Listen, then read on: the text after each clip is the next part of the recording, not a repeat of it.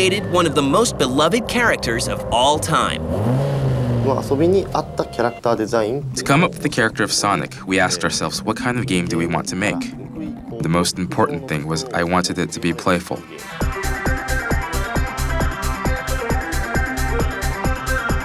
Blast processing. It was allegedly something that somehow made Sonic the Hedgehog go faster. Undoubtedly, I think Sonic was a system seller for Sega. As a mascot back then, it was just huge. And this hedgehog helped stir up some headlines. The comparisons began. It became Nintendo versus Sega, and the media wanted to compare them. The lack of long-term success of the Dreamcast was kind of a disappointment. In some ways, it was a self-fulfilling prophecy. I think everyone was a bit shocked at first that Nintendo and Sega had finally joined forces, since they were mortal enemies for 10, 15 years. I'd like to change. I'd like to move forward. Meet the man behind Sonic, Yuji Naka. He has lots of childlike qualities, which I think translates into his games. My Lotus.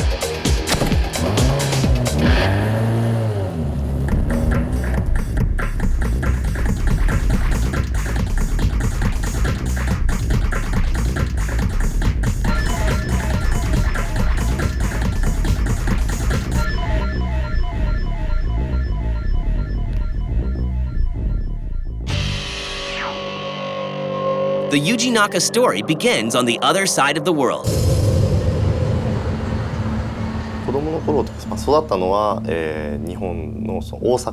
Well, when I was a child, I grew up in a place in Japan called Osaka up until I was 18. In terms of creativity, I like many things. I like cars, games, theme parks, everything.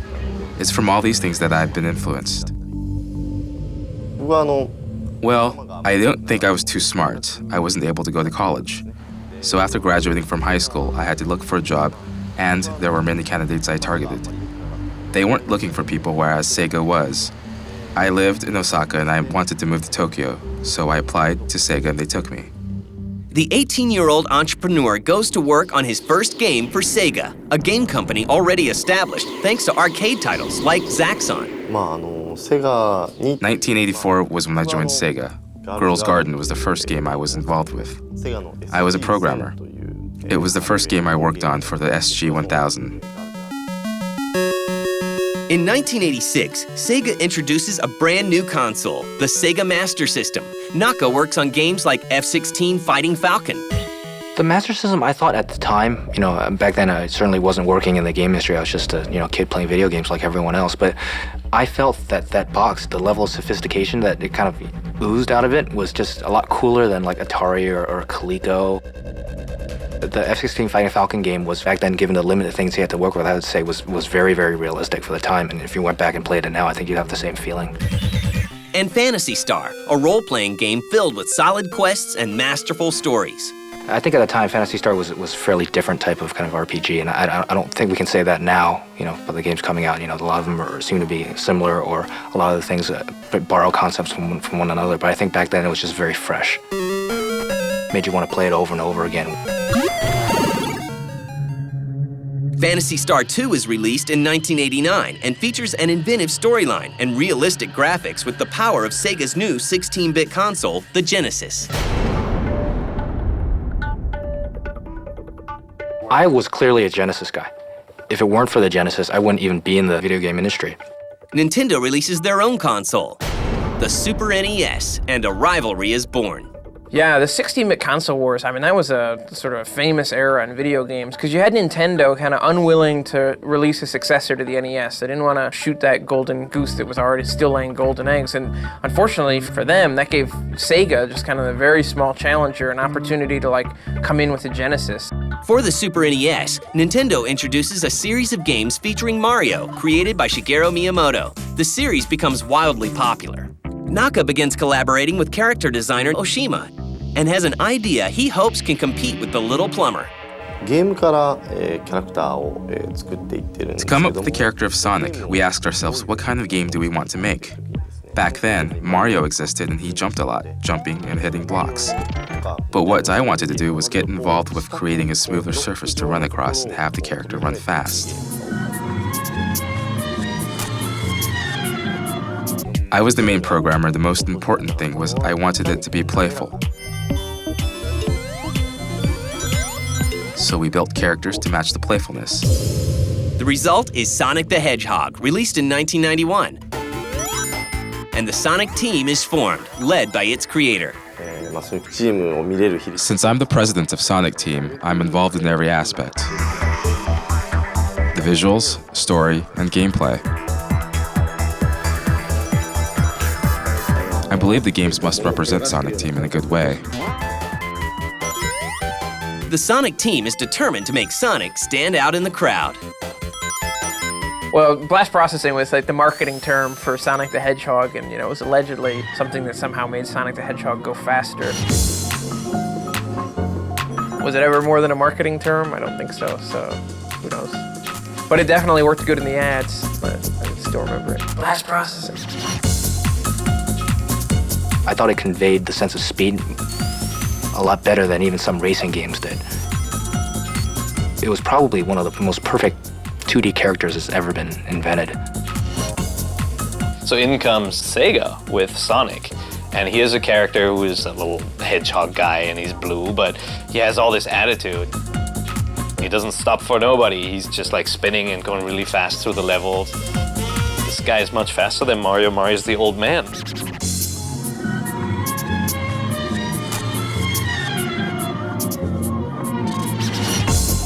Undoubtedly, I think Sonic was a system seller for Sega. As a mascot back then, it was just huge. And it's just the beginning.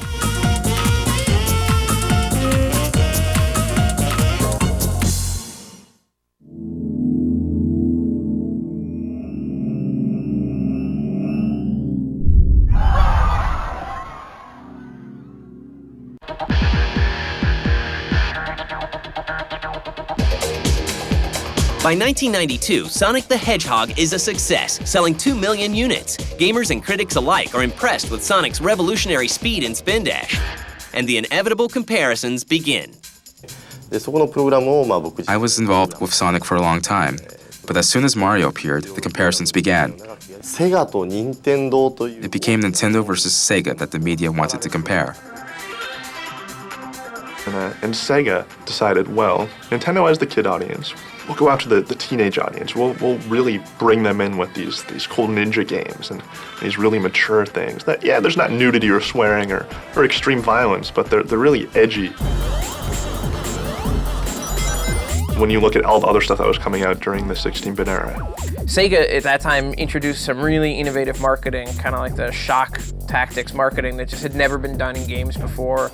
It was amazing. And every player, nobody had two consoles. Everybody had one or the other, and you're either a Sega fan or a Super Nintendo fan. And you either said like, Sonic sucks and Mario rules, or Sonic rules and Mario sucks. Sega really capitalized on that whole, speed feel and said, this guy is much faster than Mario. And it worked. In the US, the Genesis outsold the Super Nintendo, which was amazing, based on the success of games like Sonic. But Naka simply shrugs it off. The contents of the game and the direction, those were totally different. So as far as I'm concerned, the comparison was wrong, and I think that was a misunderstanding. I don't want there to be anything bad between us, so while we are in good terms, and if I can work on not keeping a distance, that would be great. We are good friends. Naka quickly goes to work on a sequel and heads west to collaborate with American development teams. From 1991 to 1994, I lived in San Francisco. All the experiences there had a great impact on me in business and how I think. It was very good for me. Some of my coworkers are still there creating, and I think that's good for them. Naka works with art director Tim Skelly. I managed the American artists who were trying to keep this, the styles coordinated. Most of the artwork was done by one little guy who lived in his cubicle, literally. He would have had to crawl into it in the mornings. But when it came down to the special stage, the first Sonic had a special stage, and they wanted to do one for this one. Naka came up with this really interesting code for being able to take a sprite engine and do bitmap graphics with it.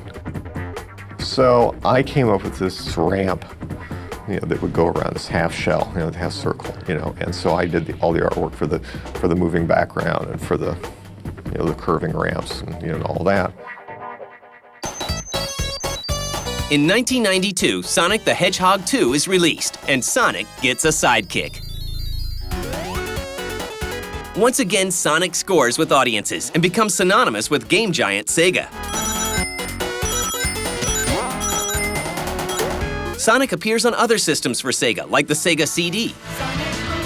With Sonic, I think there's also the attitude. I think that helps a lot. And being the first, it's easy to copy, but, like Elvis is Elvis, and you gotta go with that. And I think that has a lot to do with, the success of Sonic. And they've been pretty careful about, protecting, the character. By 1994, Naka returns to Japan to work on more games, like Phantasy Star 4, End of the Millennium. And Sonic the Hedgehog 3 is released with a new character, Knuckles. Meanwhile, the Sega CD isn't faring so well. But I think you have to just make things easy for the consumer, and it just wasn't a very easy piece. It wasn't. I think if Sega had to do it all over again, of course they would do it in a different way. But it was just not. I don't think holistically thought out, and I think it's been the business reasons have been gone through just ad nauseum. But the bottom line is it wasn't easy for the consumer. And hopes are high in 1995 when Sega introduces the Saturn, its 32-bit console, to compete with the Nintendo 64 and Mario. Well, Nintendo had, Mario, this short, stubby plumber that, walked around at a brisk pace and jumped on Goombas and, fell on turtle shells. And Sega had the differing opinion, like in Sonic's just zooming through levels. And as Sonic progressed, that's what he got more into, was just going through at lightning-fast speeds. All these amazing looking levels that you didn't ever get to admire, you didn't ever get to take in the beauty of them. The speed was impressive. Even more impressive are other games Naka and Sonic Team create. Like Knights in 1996. I know that Knights is a cult favorite amongst a lot of gamers and developers alike. Sega launches a reported $10 million campaign behind its 3D answer to Mario 64. Although Knights gets great reviews, the buzz doesn't translate into sales. I think it's one of the most sought after, most requested games for a sequel.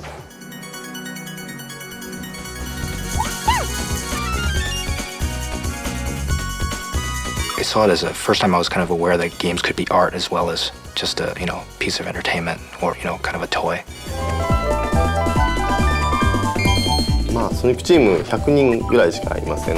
Sonic Team consists of only 100 people. Even if we want to come up with a sequel, there's so many other products we have to create, and I guess Knights is suffering. But then I'm not thinking never again. It's not like if I had the chance I wouldn't make it.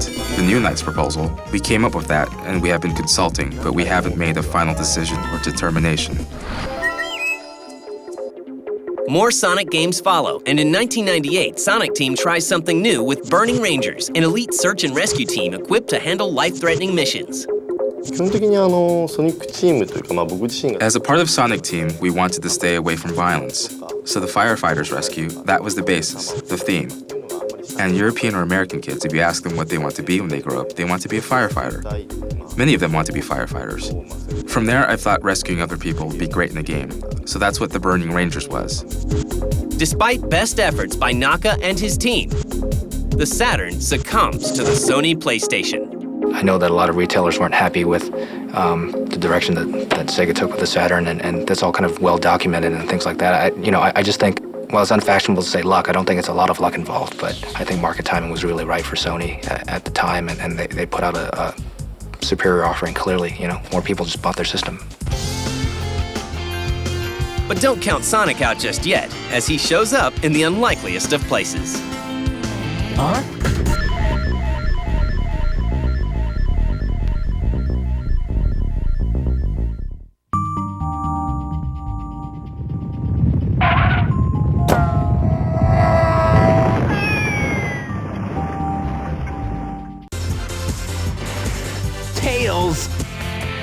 glad you're okay. Thanks, but you gotta check out my newest power supply. Ta-da! By September 1999, Sega reinvigorates its dwindling console business with the introduction of the Dreamcast, and expectations are high. I think they had a chance. I mean, I used to say, even before I was at the Dreamcast magazine, if you just look at the launch titles that are coming out for Dreamcast, it's worth it to buy it just to get the, the best 10 launch titles. Like Sonic Adventure, and for the first time, Sonic is in full 3D. I think Sonic was the perfect character for the 2D world and the way the game was designed. I think Mario probably had a little bit more longevity in the 3D world. We really, we were in love with Mario before, but when Mario 64 came out, we really fell in love with Mario. The 3D brought a whole other aspect to him that made his character so much more complex than it was as a 2D character. I think the same can be said about Sonic when he moved from 2D to 3D. The Dreamcast was an awesome system. They had awesome games coming out for years. And Naka certainly delivers. In 2000, he delights his fans with Choo Choo Rocket Samba de Amigo! and the maraca-shaking Samba de Amigo.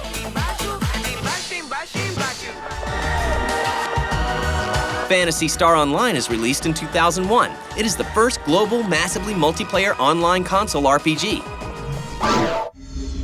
コンシューマー、要するにちょうどドリームキャストというハードをやっています。 I was working on the Dreamcast hardware and I thought, how can we bring the biggest audience to this game?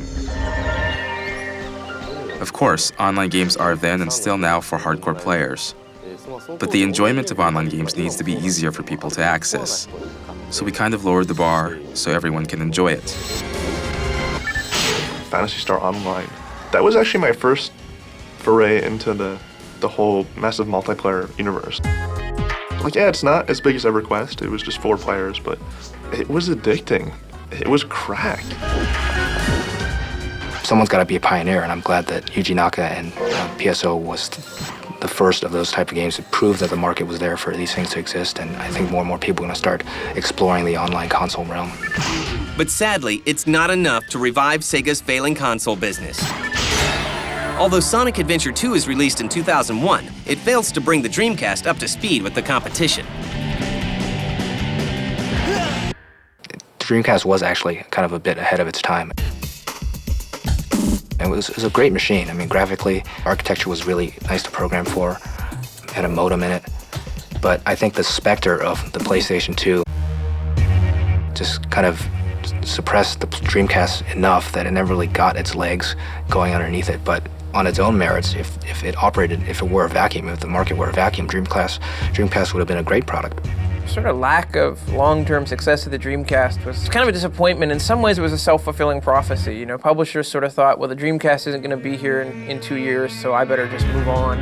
And, and because the publishers moved on, the Dreamcast wasn't there.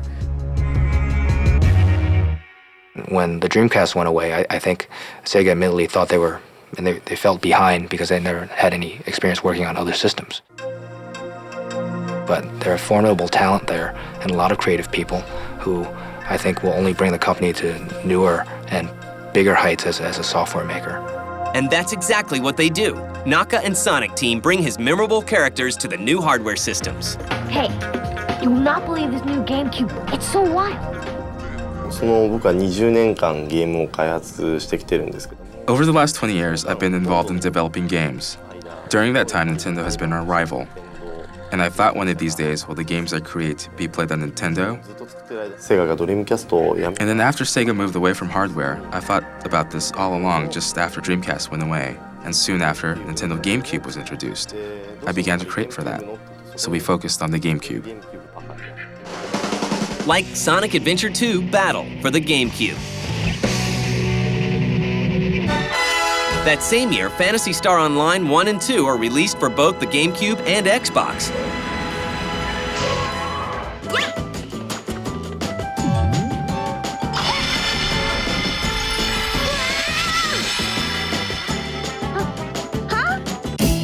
Sonic Heroes was released in 2004. I think everyone was a bit shocked at first that Nintendo and Sega had finally joined forces since they were mortal enemies for 10, 15 years. In a roundabout sense, it all makes sense now. And now they've realized, well, we're better off doing things like Sonic and making games like F-Zero, so I think it's a good team. You know, Sonic's was meant to be for everyone, and you know, I guess it's just apropos that he's on all the platforms now. Well, Miyamoto in various media interviews has said he likes my work, and I'm very happy to hear that. In the world of games, he is almost a god, so when someone like that praises a game I worked on, I'm really happy to hear that. Please join me in honoring Yuji Naka. In 2002, Yuji Naka is awarded for his contribution to the game industry by his peers. He's given the prestigious Lifetime Achievement Award from the IGDA at the second annual Game Developers' Choice Awards. I would like to thank Sega, who has granted me the freedom and the resources to make my visions a reality. And I remember when Naka-san received his award that night, he was literally skipping, like back to the hotel. It's rare to see a grown man skip, but I remember one of his assistants telling me, I've never seen him this happy, in his life. That challenged me to do good work. And there's also always been an emphasis on innovation. I mean, people don't think of it now, but at the time, games like Sonic the Hedgehog and Sonic 2 were incredibly innovative, blast processing. Samba de Amigo and Phantasy Star Online and Choo Choo, above all Sonic, I think they've made an indelible impression and really contributed culturally to what video games are as an art form. I would like to thank the gamers, because after all, that is what this industry is really about. I think developers recognize how innovative and how forward-thinking Yuji Naka and his team are and how much they've contributed to our industry. He has lots of childlike qualities, which I think translates into his games. Like any great creator, he's always looking about the next place he can bring his art and raise his game. Really brought our industry where it is today, and hopefully bring it into the future too. I'm now the senior director of the creative department of Sega. I oversee development in many areas. I'd like to change. I'd like to move forward